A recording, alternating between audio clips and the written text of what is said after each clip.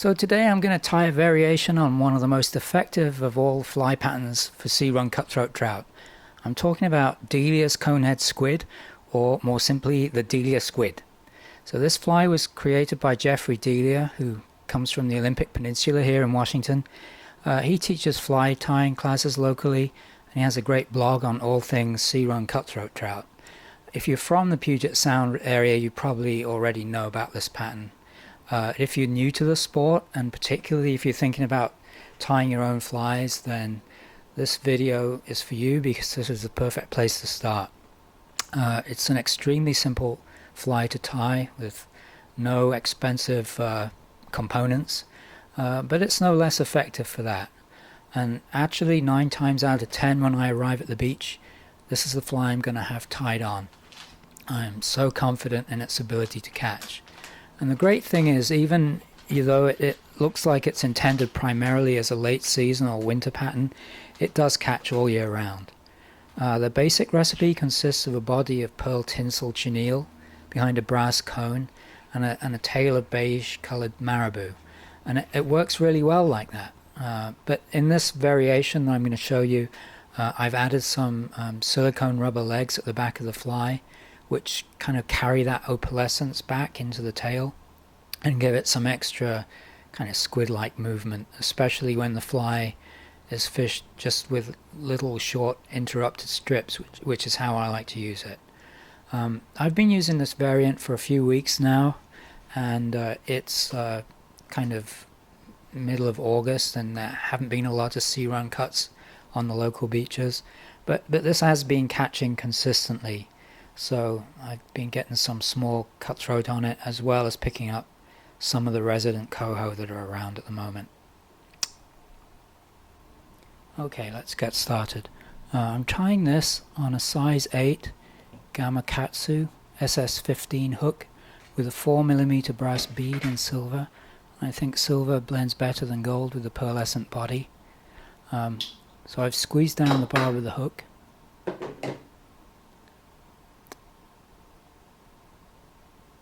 And my fingers are just getting clumsier and clumsier. I always drop these. The only good thing is that the cones don't roll as far as beads do. Okay, we have contact.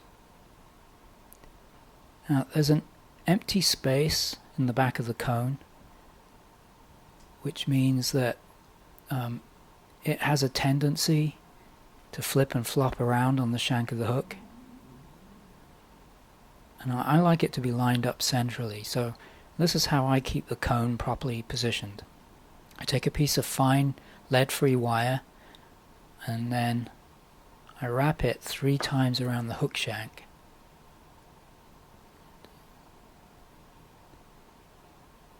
Okay. Cut off the excess.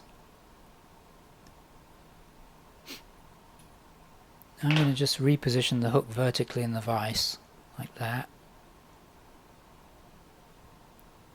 Now I'm going to push that little wire stopper into the cone, which will seat it properly. Then I'm going to take a little spare piece of a small feather and poke it through the eye of the hook. Come on. Okay, there it is. Just make sure the cone's still seated properly. Then I'm going to add a little bit of UV fly finish, just dripping it in to fill the cone. And I'm relying on surface tension to keep it in there. But I'm going to pull that feather through just to make sure that no cement's in the eye. And now I'll cure it with the UV light. So if you do get some UV cement in the eye, it's no big deal. You can just poke it out with the point of an old hook or something. Just a little bit more UV. So now my cone is locked into place, and I can reinsert the hook in the vise in the traditional way. So my tying thread is going to be UTC 70 denier in white. And I'm going to start that just right behind the cone and wind to the back of the hook to the point about where the back of the barb would be.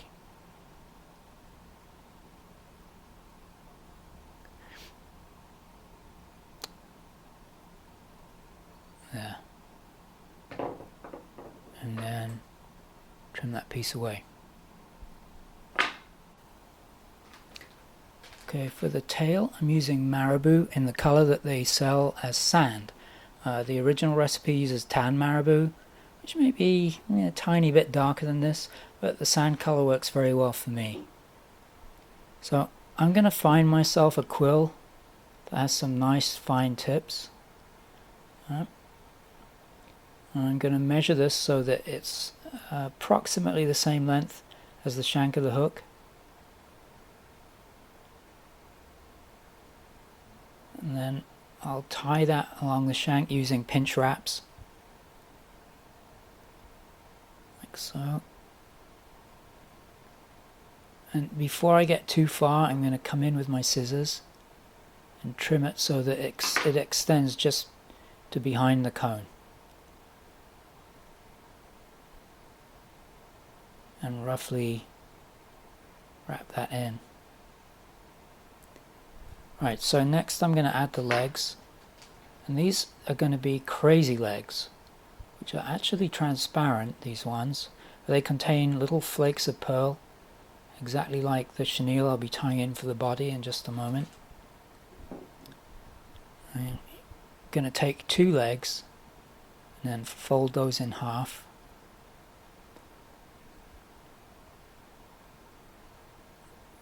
And then I'm going to even up the ends.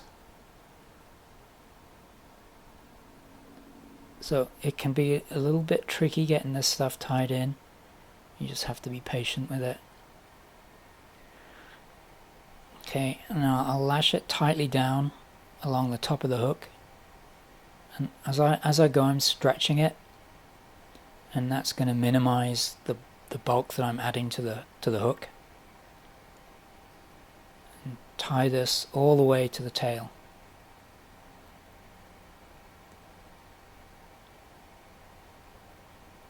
Now I like to distribute those legs so that there are going to be 2 of them on each side of the marabou.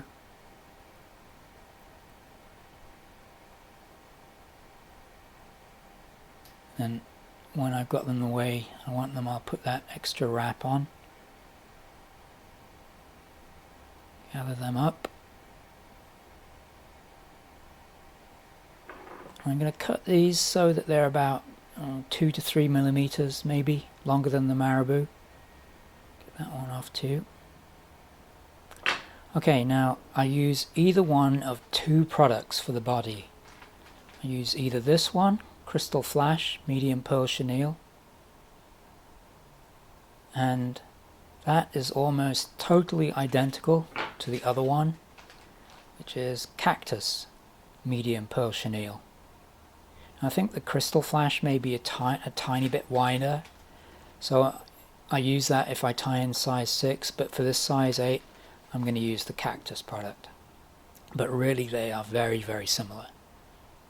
So I'll take a little bit of this, and with my finger and thumb nail just strip off some of the flash, just to expose the central core of the chenille. Then I'll tie that in along the hook, just tapping every now and again, which will keep it on top of the hook.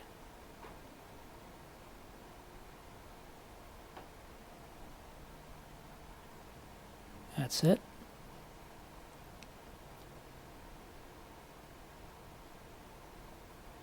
Now, as I wind this on, I'm aiming for really quite close turns, and it's going to be about 15 wraps usually should do it. And of course, if I hadn't already secured that cone in place, it would just be this tight wrapping of the chenille that would jam it in place.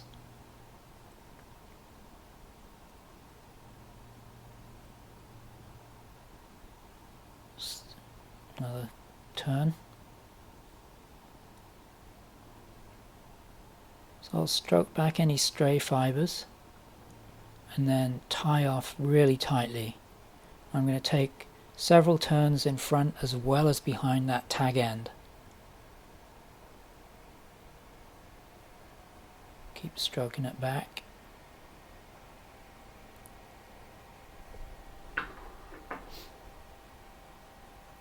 Get rid of that.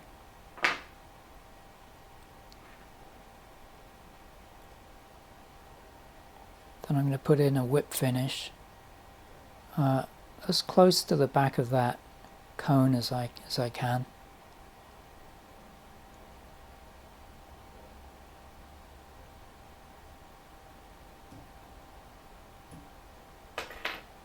Just pull that really tight and get those fibers out. Cut my thread. And before fishing this, I'll probably add a little drop of head cement under the spot where I just cut the thread, but that's probably not really necessary. I've never had one of these fall apart. So there it is, the Delia Squid, a fly I think you really need to have in your box. I hope you enjoy tying it, and the very best of luck.